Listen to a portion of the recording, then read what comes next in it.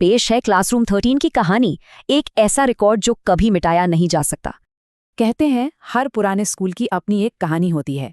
ये कहानी है क्लासरूम 13 की। एक छोटे से गांव के स्कूल में एक कमरा था जिससे सब डरते थे। अक्सर रात में वहां एक रोशनी दिखती थी, पर स्कूल में तो बिजली ही नहीं थी। तो कैसे? फिर एक रात आरव नाम के लड़के ने अकेले ही उस डर का सामना करने की ठानी। हाथ में बस एक टॉर्च लिए वो धीरे धीरे उस अंधेरे सुनसान गलियारे में आगे बढ़ा। तभी अचानक उसकी टॉर्च अजीब तरह से टिमटिमाने लगी।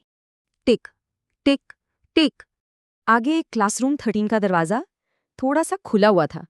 अजीब था। अंदर से खुरचने की आवाज आ रही थी, जैसे ब्लैकबोर्ड पर चौक चल रहा हो। हिम्मत करके आरव ने दरवाजे को पूरा धक्का दे दिया। एक पुरानी कुर्सी चरमराई और अपने आप हिली, पर कमरे में कोई नहीं था। ब्लैकबोर्ड पर चौक से ताजा ताजा लिखा था, तुम वापस आ गए। आरव के होश उड़ गए। वो भागने के लिए मुड़ा, पर दरवाजा जोर से बंद हो गया। तभी कान के ठीक पास एक सर्द आवाज फुसफुसाई, अब तुम भी यहीं रहोगे। उसी पल कमरे की सारी डेस्कें बुरी तरह से कांपने लगी। दीवार पर लगी घड़ी की सुइयां ठीक 12 पर आकर जम गई।